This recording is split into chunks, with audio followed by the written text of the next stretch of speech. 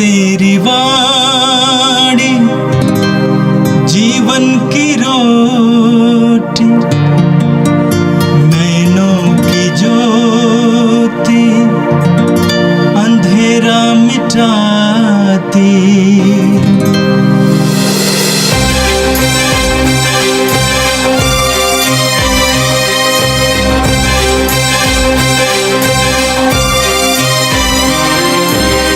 प्रभु तेरी वाणी जीवन की रोटी, नैनों की ज्योति अंधेरा मिटाती।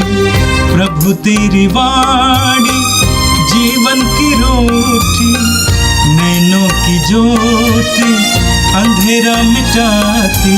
वाणी वाणी वाणी वाणी वाणी पवित्र है, शाश्वत है, जीवन का मन्ना है। 15 नवंबर सोमवार। पहला पाठ मकाबियों का पहला ग्रंथ। राजा अंतियोक का पुत्र अंतियोक एपिफानेस बड़ा दुष्ट था। वह रोम में बंधक के रूप में रह चुका था। वह यूनानी साम्राज्य के 137वें वर्ष में राजा बना।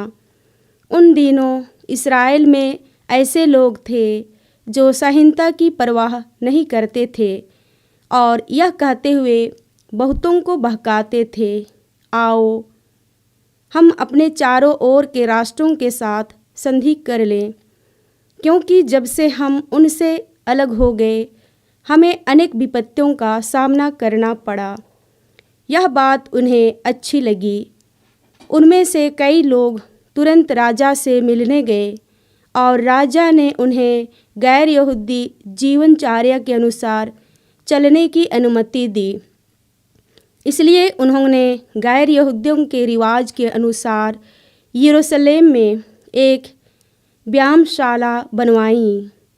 उन्होंने अपने को बेकतना कर लिया और पवित्र विधान को त्याग दिया।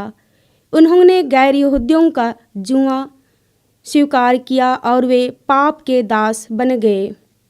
राजा ने अपने समस्त राज्य के लिए यह लिखित आदेश निकाला कि सब लोग एक ही राष्ट्र बन जाएं और सब अपने विशेष रिवाजों का परित्याग कर दें। सब लोगों ने राजा के आदेश का पालन किया। इस्राएलियों में से भी बहुतों ने देव मूर्तियों को बलि चढ़ाकर और विश्राम दिवस को अपवित्र कर राजा का धर्म सहर्ष स्वीकार कर लिया। 145वें वर्ष के किसलेव महीने के 15वें दिन राजा ने होम बलि की वेदी पर उजाड़ का विभत्स दृश्य अर्थात देव मूर्ति को स्थापित किया। यहूदा के नगरों में चारों ओर देव मूर्तियों की वेदियां बनाई गईं और लोग घरों के द्वार के सामने तथा चौकों में धूप चढ़ाने लगे। जब उन्हें संहिता की पोथियां मिलती थीं तो वे उन्हें फाड़कर आग में डाल देते थे। जिसके यहाँ विधान का ग्रंथ पाया जाता अथवा जो संहिता का पालन करता उससे राजा के आदेश अनुसार प्राण दंड दिया जाता था। फिर भी बहुत से इस्राएली दृढ़ बने रहे और उन्होंने दृढ़ संकल्प किया कि वे अशुद्ध भोजन नहीं खाएंगे। वे मृत्यु को स्वीकार करते थे जिससे वे अवैध भोजन खाकर दूषित ना हो जाएं और पवित्र विधान भंग ना करें। इस प्रकार बहुत से इस्राएली मर गए। ईश्वर का प्रकोप इस्राएल पर छाया रहता था। यह प्रभु की वाणी है। संत लूकस के अनुसार पवित्र सुसमाचार अध्याय 18 वाक्य 35 से 43 तक। जब यीशु यरीहो के निकट आ रहे थे तो एक अंधा सड़क के किनारे बैठा भीख मांग रहा था। उसने भीड़ को गुजरते सुनकर पूछा कि क्या हो रहा है। लोगों ने उसे बताया कि यीशु नाजरी इधर से आ रहे हैं। इस पर वो यह कहकर पुकार उठा, हे यीशु दाऊद के पुत्र, मुझ पर दया कीजिए। आगे चलने वाले उसे चुप करने के लिए डांटते थे।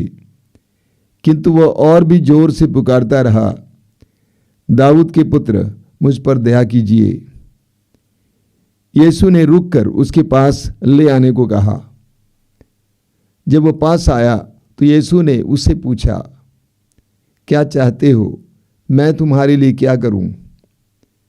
उसने उत्तर दिया, प्रभु, मैं फिर देख सकूं। यीशु ने उससे कहा, जाओ, तुम्हारे विश्वास ने तुम्हारा उद्धार किया है। वह उसी क्षण देखने लगा और ईश्वर की स्तुति करते हुए यीशु के पीछे हो लिया। सारी जनता ने यह देखकर ईश्वर की स्तुति की। यह प्रभु का दिव्य सुसमाचार है। क्रिस्त प्रभु की जय। मेरे प्रिय भाई और बहनों, हम प्रभु को धन्यवाद देंगे पिछले सप्ताह के लिए और बड़े आनंद के साथ इस नए सप्ताह का स्वागत करेंगे। हम विश्वास करें कि आगामी सप्ताह हमारे लिए अनुग्रह और आशीषों का सप्ताह होगा। हम विश्वासियों को हमेशा सकारात्मक होना चाहिए, ना कि नकारात्मक। आज का पहला पाठ मकाबियों के पहले ग्रंथ से लिया गया था। हमारे कैथोलिक बाइबल में मकाबियों के 2 ग्रंथ पाए जाते हैं, मकाबियों का पहला ग्रंथ और मकाबियों का दूसरा ग्रंथ। ये दोनों अलग अलग ग्रंथ हैं और ये ग्रंथ हमें प्रोटेस्टेंट बाइबल में नहीं मिलता है। क्या कारण है, बाद में कभी आपको बताऊंगा। मकाबियों के पहले और दूसरे ग्रंथ की घटनाएं ईसा पूर्व 175 से लेकर 130 तक की घटनाएं हैं। यानी प्रभु यीशु के आने से 175 साल से लेकर 130 साल तक की घटनाओं का वर्णन है। हम जानते हैं सिकंदर महान के बारे में। सिकंदर महान एक महान सम्राट रहे और ये प्रभु यीशु के आने से 350 साल 330-50 साल पहले के राजा थे, यूनानी राजा थे। और सिकंदर महान ने विश्व के करीब करीब बहुत सारे राष्ट्रों को अपने अधीन किया था। उनकी मृत्यु के बाद उनके अन्य उत्तराधिकारी भी यही कार्य करते रहे। तो सिकंदर महान से यूनानी साम्राज्य फैलने लगा, सारे विश्व में फैलने लगा। मिस्र और अन्य देश भी, इस्राएल भी उनके अधीन रहा, यूनानी साम्राज्य के अधीन। लेकिन प्रभु यीशु के आने से 175 साल पहले तक यहूदी हालांकि यूनानी सम्राटों के अधीन रहते थे, उनके धर्म पर कोई विशेष आंच नहीं लगता था। 175 के बाद एक राजा आया जिसका नाम है एपिफेनुस, और उन्होंने यहूदियों पर अत्याचार करना शुरू किया। यहूदियों पर अत्याचार करना शुरू किया और यहूदियों के नियमों को तोड़ने के लिए उनको बाध्य किया।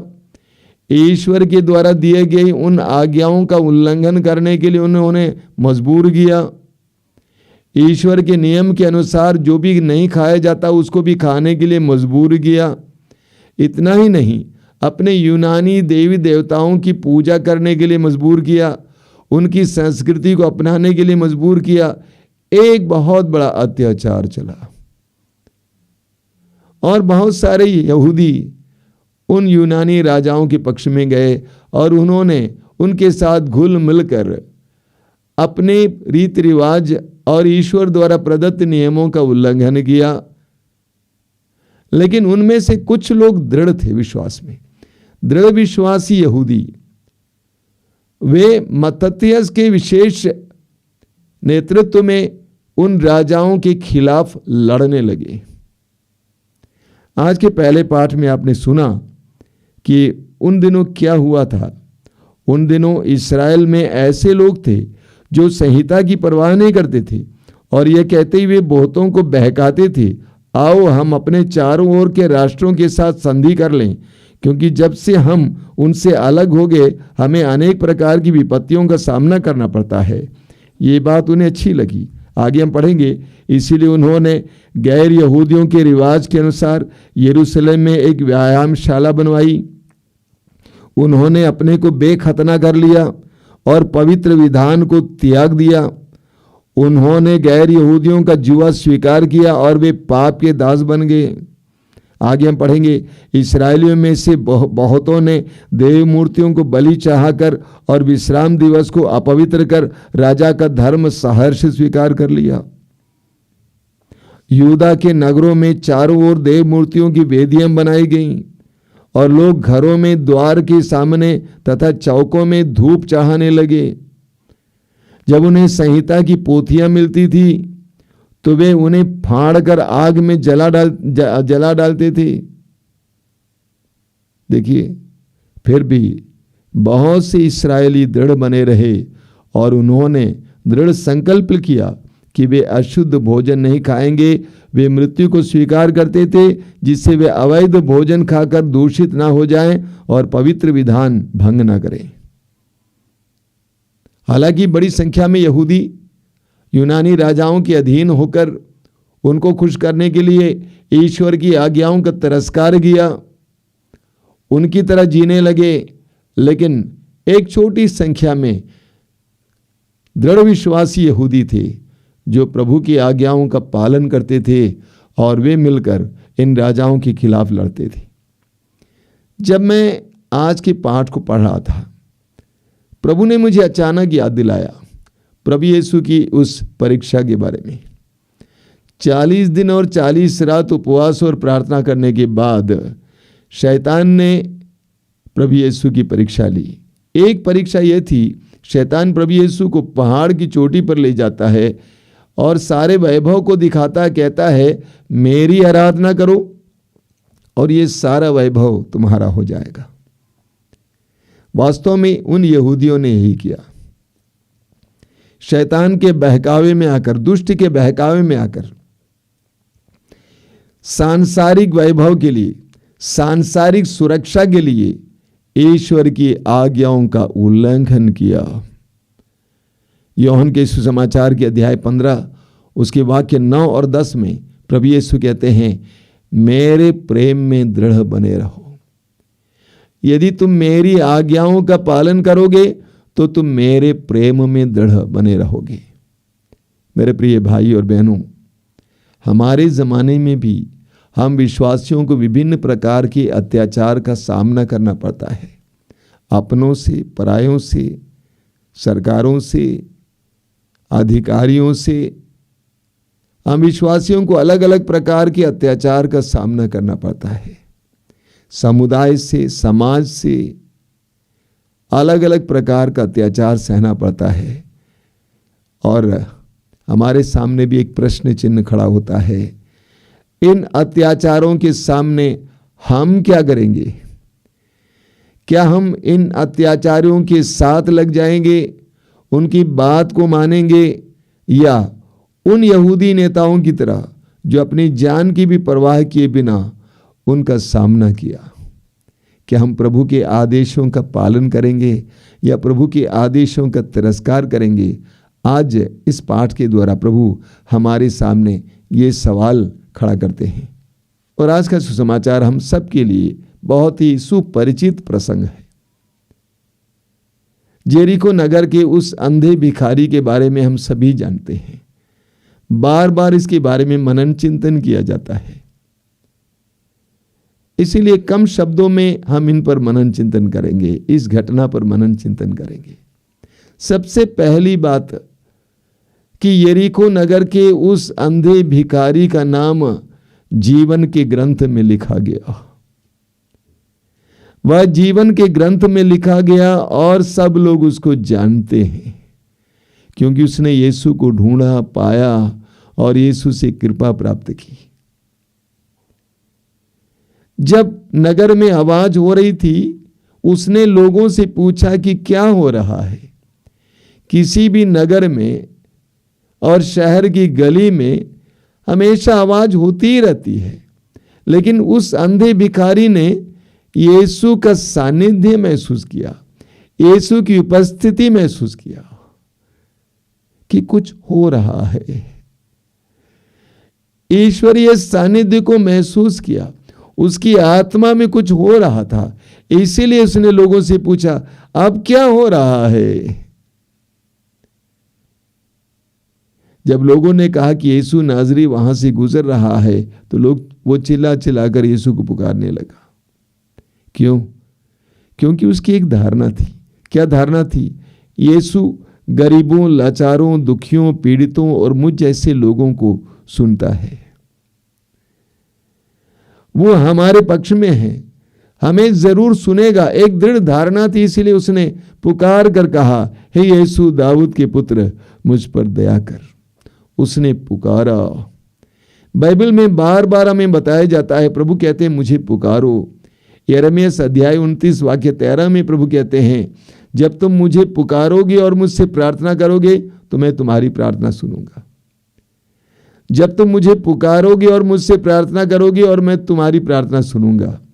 यिर्मयाह अध्याय 33 वाक्य 3 में प्रभु कहते हैं, यदि तुम मुझे पुकारोगे तो मैं तुम्हें उत्तर दूंगा और वैसे महान और रहस्यमय बातें बताऊंगा जिसको तुम नहीं जानते। पुकारो। स्तोत्र ग्रंथ के अध्याय 50 वाक्य 15 में प्रभु कहते हैं, अपने संकट में तुम मुझे पुकारो, मेरी दुहाई दो और मैं तुम्हारा उद्धार करूंगा। पुकारना। पुकारना अपने विश्वास को व्यक्त करता है। पुकारना अपनी मजबूरी को व्यक्त करता है। उस अंधे भिखारी ने यीशु पर अपने विश्वास को व्यक्त किया, अपनी मजबूरी को प्रस्तुत किया। लोगों ने उसको शांत करने का प्रयास किया, उसको चुप कराने का प्रयास किया, लेकिन वो चुप नहीं होता है। लोग उसके विश्वास को तोड़ नहीं पाते हैं, उसके उत्साह को रोक नहीं पाते हैं। उसका उत्साह बना रहा, चाहे लोग कुछ भी कहें, यीशु यीशु यीशु यीशु, उसका उत्साह बना रहा। बहुत सुंदर बात है, बहुत सुंदर बात है। हम पढ़ते हैं वो तब तक पुकारता रहा जब तक कि यीशु उसको ना सुने। वो तब तक पुकारता रहा जब तक कि यीशु उसको ना सुने। हम पढ़ेंगे प्रवक्ता ग्रंथ के अध्याय 35 उसके वाक्य 21 में, वह तब तक आग्रह करता रहा जब तक कि सर्वोच्च ईश्वर ने उस पर दया दृष्टि नहीं की। तब तक आग्रह करता रहा, तब तक पुकारता रहा। हम विश्वासियों के लिए ये लाजवाब एक उदाहरण है। आगे हम पढ़ेंगे, उसकी पुकार को सुनकर यीशु रुक गए। उस अंधे भिखारी की आवाज ने मुक्तिदाता यीशु को रोक दिया। भीड़ की आवाज से अलग यीशु ने उसकी आवाज को सुना और उस आवाज ने यीशु को रोक दिया। हम विश्वासी भी जब उस अंधे भिखारी की तरह यीशु को पुकारेंगे, विश्वास के साथ, भरोसे के साथ, बिना डरे संकोच के, तो प्रभु को रुकना ही पड़ेगा। प्रभु ने लोगों से कहा, उसे पास बुलाओ। यीशु ने उसको पास बुलाया। भीड़ को छोड़कर यीशु ने उस अंधे भिखारी को प्राथमिकता दी, उसको महत्व दिया। यीशु ने भीड़ में लोगों से नहीं पूछा कि मैं तुम्हारे लिए क्या करूं, तुम्हारे लिए क्या करूं, तुम्हारे लिए क्या करूं, बल्कि उस अंधे भिखारी को पूछते हैं, मैं तुम्हारे लिए क्या करूं। प्रभु ने क्यों पूछा कि मैं तुम्हारे लिए क्या करूं? क्या प्रभु नहीं जानते थे कि एक अंधे को आंख से बेहतर और क्या चाहिए? प्रभु उसके मुंह से जानना चाहते थे, सुनना चाहते थे। प्रभु चाहते थे कि वो अपने विश्वास को व्यक्त करें, अपने विश्वास को प्रकट करें कि मैं विश्वास करता हूं प्रभु, तू मुझे मेरी दृष्टि वापस दिला सकता है, मुझे वापस दृष्टि दिलाइए। इसीलिए प्रभु ने पूछा, क्या चाहते हो? प्रभु ने कहा, तुम्हारे विश्वास ने तुम्हारा उद्धार किया है। उसी क्षण उसकी नजरें खुल गई, वो देखने लगा। जब उसने अपने विश्वास को व्यक्त किया प्रभु के सामने, उस लोगों के सामने, तो प्रभु ने उसके लिए एक महान कार्य किया। नतीजा क्या है? वचन में लिखा हुआ है कि वह ईश्वर की स्तुति करते हुए यीशु के पीछे चलने लगा। चंगाई प्राप्त करने के बाद घर नहीं गया, बल्कि यीशु के पीछे चलता रहा स्तुति करते हुए। यरीको नगर का वो अंधा भिखारी हम विश्वासियों और मसीहियों के लिए एक लाजवाब उदाहरण है। कैसे हम प्रभु से कृपा प्राप्त कर सकते हैं, कैसे हम प्रभु को रोक सकते हैं। एक सुंदर नमूना। मेरे प्रिय भाई और बहनों, हम इस पर मनन करेंगे आज। प्रभु हमें भी ज्ञान देंगे, हमें भी प्रकाश देंगे। आइए हम प्रार्थना करें। प्रभु यीशु, हम धन्यवाद देते हैं आज के सुंदर वचनों के लिए, तेरे अनुग्रहपूर्ण वचनों के लिए। यीशु, तेरे वचनों के द्वारा तूने हमें सिखाया है कि तुम सीखो उस अंधे भिखारी से कि कैसे अपने प्रभु को पहचानना है, कैसे उसको पुकारना है, कैसे उसके करीब आना है, कैसे उससे मांगना है। हे प्रभु यीशु, हमें सिखाइए, हमें सिखाइए। हे प्रभु यीशु, इन वचनों को सुनने वाले मेरे भाई बहनों को आशीर्वाद देना। तेरा दाहिना हाथ उन पर रखा, आशीष का हाथ, अनुग्रहों का हाथ। आज का संपूर्ण दिन उनके लिए कृपा का दिन हो। वे जहां कहीं भी जाएं, उनको तेरी आशीष, तेरी उपस्थिति एहसास हो। हमारी प्रार्थना को ग्रहण कर, आमीन। प्रभु तेरी वाणी जीवन की रोटी, नैनों की ज्योति अंधेरा मिटाती। वाणी वाणी वाणी वाणी वाणी